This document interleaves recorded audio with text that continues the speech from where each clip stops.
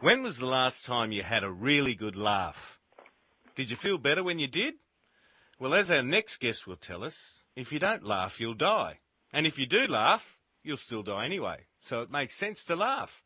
In an age when we're constantly reminded and encouraged to improve and maintain our health through diet and exercise, one attribute that is often overlooked is the health benefits associated with laughter. In fact, currently 406 residents in 36 aged care facilities in Australia are being assessed by the University of New South Wales Dementia Collaborative to determine if humour therapy could be offered as an alternative to antipsychotic drugs. Now, Scott Williams for the past 30 years has been a self-proclaimed doctor of laughter. In fact, he's known as a gelotologist, gelotology being a reference to the study of laughter, and he joins us this morning to discuss the importance of laughing. Dr. Scott Williams, good morning. That was a brilliant introduction, Mark. Thank you.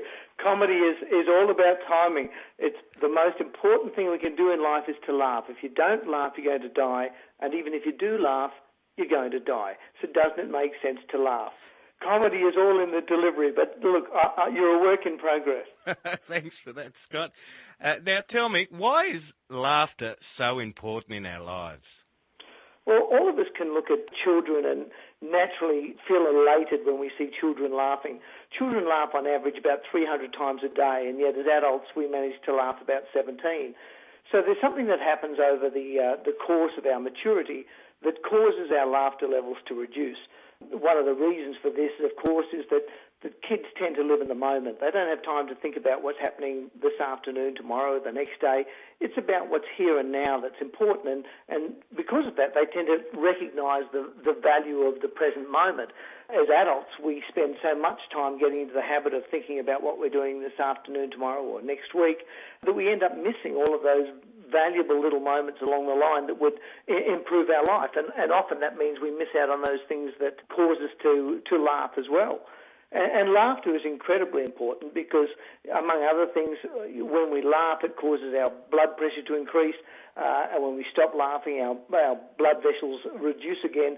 So effectively what you're doing is internal jogging. In fact, they say laughter is an instant vacation. If we want to feel better, we just simply have to put in place mechanisms that are going to help us to laugh more on a daily basis. So what are you mentioned the acute health benefits associated with laughing. Do you think we laugh less than we did 30 years ago?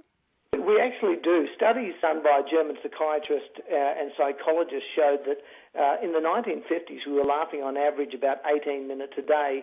And today, or at least when the study was done, which I think was about 2008, it showed that we were laughing on average 4 to 6 minutes a day, which really isn't a lot out of a 24-hour day. I mean, if children are laughing 300 times a day, they're laughing about every 2.5 minutes. So just about everything is funny. I mean, if a child breaks wind out loud in the classroom, that's going to be the funniest thing that happens all day. It'll take a teacher 10 minutes to settle a class back down. But you try that, in front of a client or a colleague and see how many adults have lost their sense of humour. Yeah, that's exactly right. Well, how can we make ourselves laugh more? Well, look, we live in a wonderful period of time where we have technology on our side.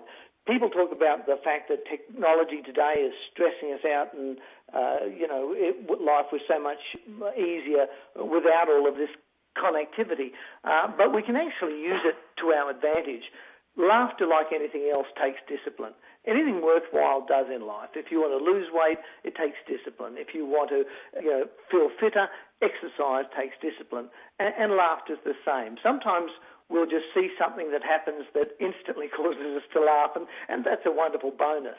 But most of the time we're going so flat stick that we miss, as I said, all of those things along the line that could possibly solicit laughter or a positive chemical response. So what we all need to try and do is to put in place what I call a daily laughter plan. We've got to go in search of laughter, and technology can actually be of great benefit to that. I mean, for example, if you just hop on Google and do a search for funny picture of the day, there's probably a dozen sites out there that are great sites that every morning in your inbox of your email, it'll deliver a funny picture that hopefully will make you laugh. Now, they're not all going to be funny, but more often than not, you're going to strike one that is, And that's going to be a great way to kick off your day. And you wouldn't have got that had you not put a discipline in place to receive it. You know, when you look at laughter, about 15% of the laughter that we enjoy comes from a joke or a visual medium, watching television, something like that. The vast majority of it comes from our social interaction. And unfortunately, as life gets busier, we tend to dump our social agendas because we have commitments that we still have to complete in work, in families, etc. And so what we've got to try and do is try and ensure that we don't sacrifice all of life's pleasures in the pursuit of work. Somebody once said that you only work in life so that you may have life outside of work, and that's something that we tend to forget. If it all becomes just about work, you're going to do yourself a disservice, you're going to do your family a disservice, and you're going to do your employer a disservice. Now, it's the balance between work and life that we're getting wrong, and that's what we have to change. Well, Scott, you seem to have it right. You've been entertaining audiences as a comic, as a lecturer, as a gelatologist, and I learnt that word from you. Not gerontology. Gerontology is the study of old people, which, you know, we're probably... That's what you're going to move on to. In due course, yeah. Gerontology, the study of the science of laughter. Now, how did you start in the business of making people laugh? That's a really interesting story. I left school at the end of 11th grade, and I thought, I don't need another year of school. I need a job. I need a car. I need a girlfriend. I need a pair of thongs the same colour.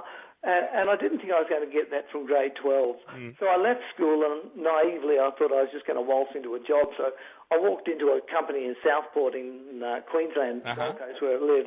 And I said, "G'day, can I have a job?" And they looked me up and down and said, "No." I said, "That's your loss."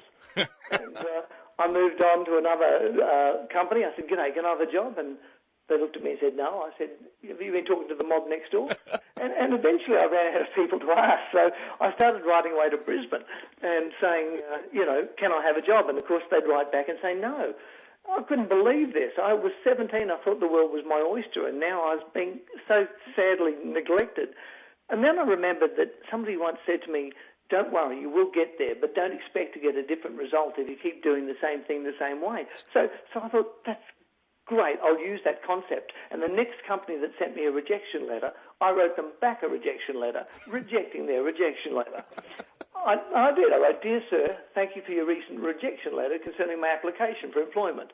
I regret to inform you that at this time I am unable to accept your refusal to offer me work. I've been very fortunate this year in receiving a high number of rejection letters, and unfortunately, yours is just one of them. I will therefore be accepting the position you advertised. Best of luck in refusing future applicants." And I got a letter back a couple of days later saying, "Gave us a good laugh, start Monday." Comedy starts in real life expression, and then you take it and you embellish it a little bit, and you make a story, and you figure out what makes them laugh, and you try to keep it clean. I think that humour is a wonderful thing, but clean humour is even better. Do you think we go out of our way not to laugh? Look, I really don't think that we go out of our way not to laugh. I think that we simply get bombarded with so many outside pressures and external forces. We constantly feel that we're being judged. We're constantly under pressure. So something's got to give. And what we tend to do is to give way to those things that we enjoy, as I said earlier, because we've got other things that we're committed to that we have to deliver on, be it a work or other commitments. We're just trying to do too much.